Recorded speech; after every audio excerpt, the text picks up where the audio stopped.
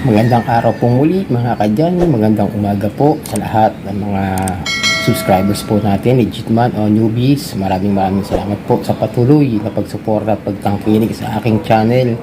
So mga kadyani, subscribe na po kayo, tapos hit nyo na yung thumbs up sign, share nyo na po yung ating videos sa iba't ibang mga social media. O nga pala, no, meron akong mga page ngayon na ginawa, yung online loan scam and modus. Nasa Facebook po, share ko na lang po siguro sa mga susunod videos kung ano po yung pangalan ng yung page. Taka sa TikTok po, meron po ulit ako, Janitor TV rin po yung name, at gumawa po ako ng kahapon, nag-upload po tayo.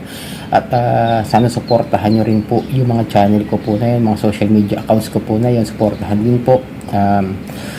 Hit nyo yung notification bell para updated po sa mga videos na ginagawa natin about online lending apps, harassments, unfair debt collection practices. At continuation po ito ng kahapon na kung saan yung Copperstone Lending Incorporation na OLA, yung mga hawak nilang mga OLA ay na-cancel na po yung lisensya. Ito po, pakita ko na lang po ulit yung galing sa press release ng SEC po, kasi may nagtanong din po sa akin na saan ko daw kinuha yung binabasa na yan. Sinasabi ko po, lagi po pinapaalala sa inyo dito sa channel ko, hindi po ako basta-basta nagpo-post ng alanganin o yung walang pagbabasihan. Lagi po akong may screenshot sa mga videos ko. Kaya kung may magsasabi man po na hula-hula lang po, kayo na po bahala ang husga sa aking channel. Basta ako po, hindi ako basta-basta gumagawa ng video nang walang pinagbabasihan ng mga websites kung saan ko nakukuha yung mga info ko at yung mga maaari ko ipayo sa inyo. So yun, sabi nga ng SEC, revoke Certificate of Incorporation Authority to operate as lending company of Copperstone Lending. Ayan, napakalinaw po, di ba? Sinabi ko naman po sa inyo kahapon, dahil nga sa sobrang galak ko na maihatid sa inyo yung balita. Kauwi ko pa lang galing sa trabaho, kahit wala pang hubad-hubad na uniform, gawa na ng video para ma-update ko po kayo sa mga OLA victims community po.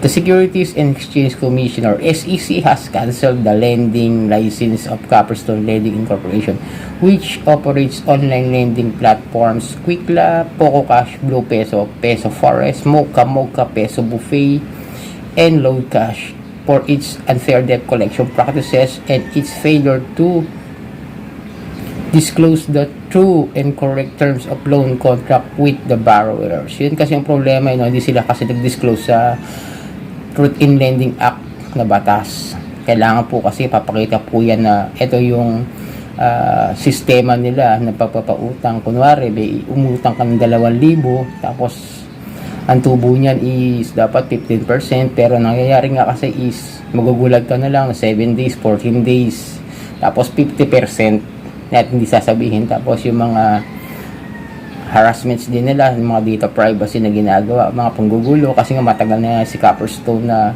maraming reklamo, di ba? Kaya ngayon lang po na-resolve na hatulan o matanggalan ng lisensya itong Copperstone Lending. So yun, may mga tanong kasi sa yung comment sections na kakaano lang nila sa CIC, paano yun?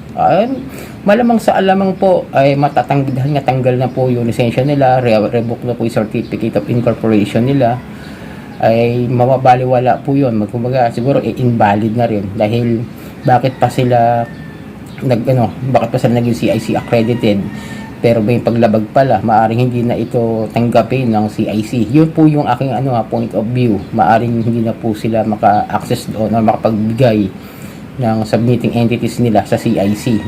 Baliwala na lang din yung mga record na ipapasa nila, kasi may kumbaga illegal na po yung operation nila dahil lisensya nila is kanselado na po. Yun na.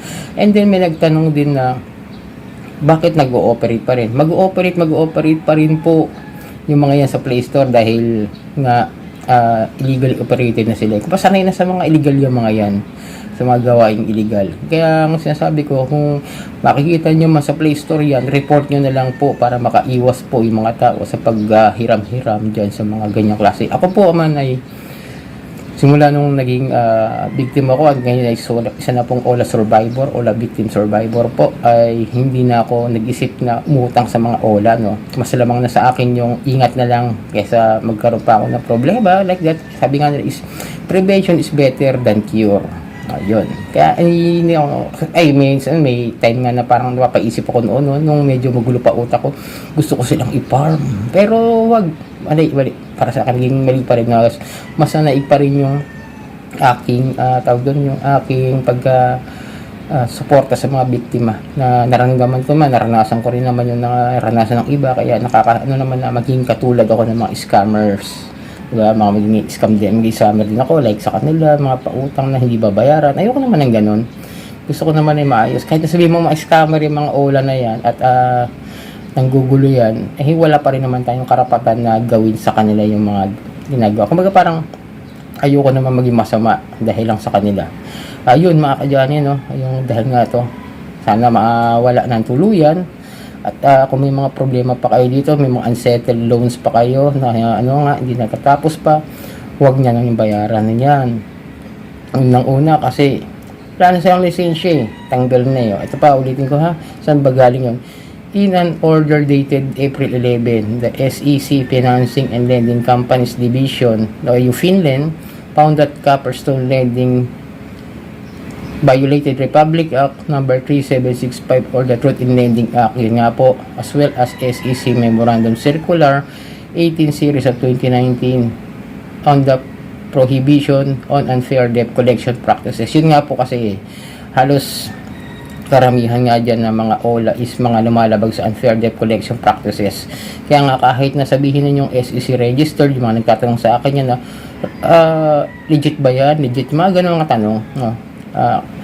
Kahit na sabihin ninyong SEC registered dyan, lumalabag naman sa mga unfair debt collection, harassment, data privacy is still an illegal way of collections.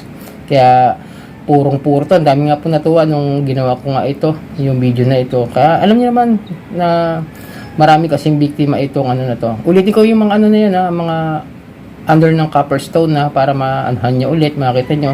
Quickla, Poco Cash, Blue Peso, Peso Forest, Mocha, Peso Bupay, and Load Cash. Yan. Yun lang po. Kung ano lang po yung mga binanggit ko rito na nakalagay dyan sa ating post na yan ay yun lang mang po ang i-update ko sa inyo, kasi may nagtatanong ano po yung update do sa iba nilang mga OLA like si OK Peso, sila kung ano-ano, kung sino-sino dyan, di ba? Wala po tayo may update hanggat wala po ako nakukuhang informasyon na galing din po sa mga legit na website.